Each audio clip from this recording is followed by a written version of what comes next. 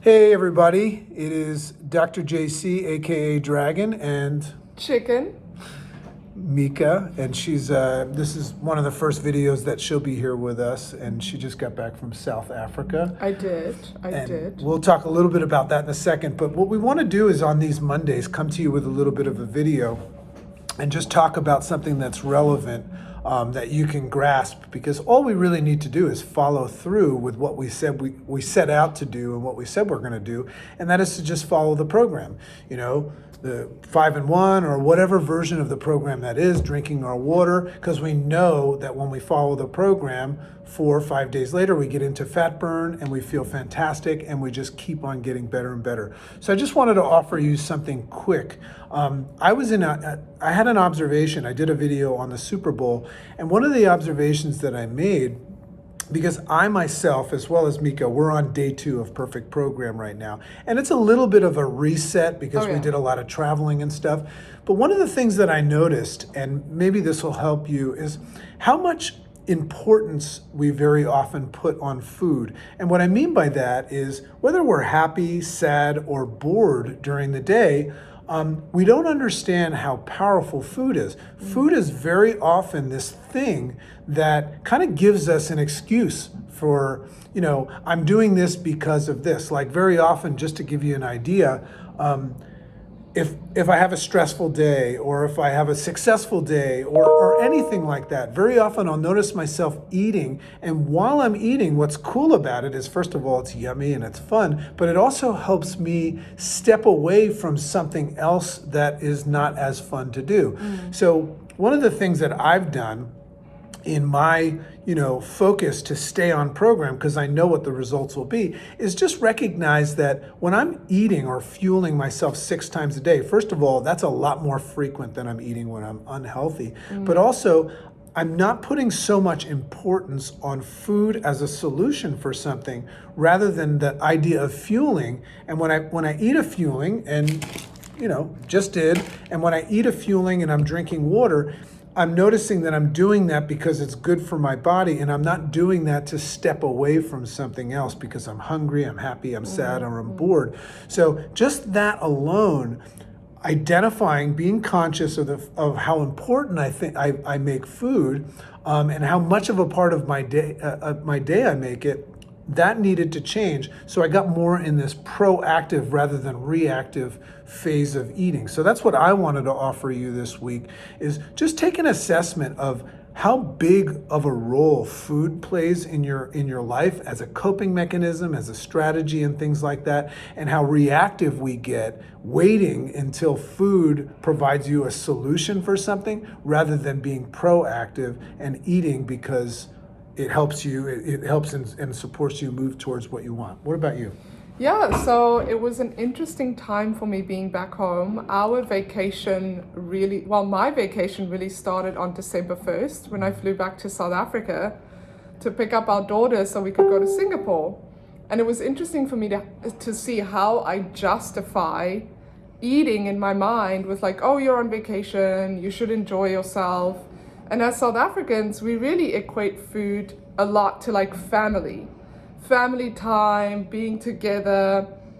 And it was fun being home, but it's also really difficult because my dad is a baker.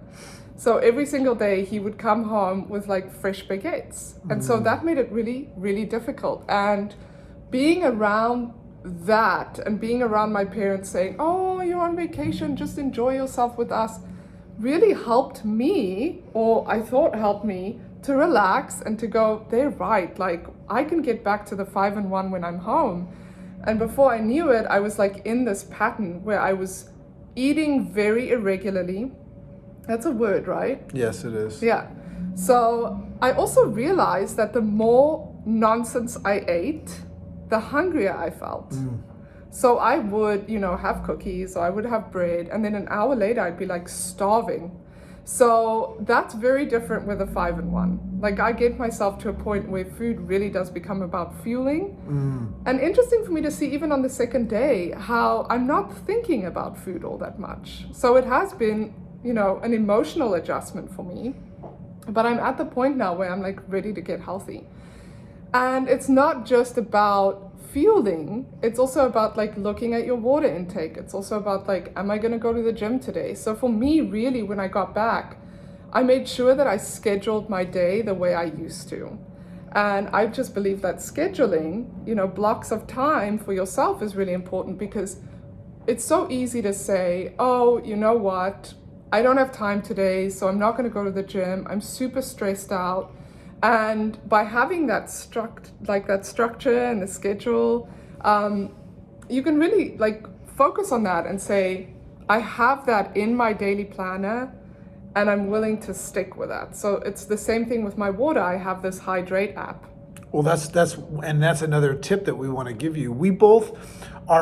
We understand that part of being on program is drinking lots of water, which for some is easy, but for others it's a challenge. It's not easy for me. So we have two different strategies we can share with you. So you're using an app and a bottle called Hydrate. Why don't you just quickly share what that's like? Yeah, it's really cool. So you have a daily goal of how much water you have to drink, and this bottle actually measures it for you. So what you do is you fill up the bottle, you put it down next to your phone, and then it updates. Like every single time you have some water, it tells you how much you still need to drink. And this is really, really important to me, because I've never been somebody who liked drinking water. And I also use the OPTAVIA, what do you call it? The Transformation System app, yeah. Yeah, I use that. But what are the infusers? I love them. Oh, the infusers, yeah. It makes it so much easier for Well, me to that have being vitamins said, in. my goal, and I know this sounds crazy, I never thought I was going to be the guy that carries one of these around. It was only the guy in the gym that did that. But my goal is to drink a gallon of water a day. So the way I do it, and just as a timestamp, it's 10:47 a.m., and I've already almost done a half of a gallon. So for me, unlike the way that Mika's doing it, I just like to look at the thing that I want to knock back in a day. And my goal is by 4 or 5, for obvious reasons. I don't want to go to sleep at night with all this water in. I just try to knock that out. So that's huge.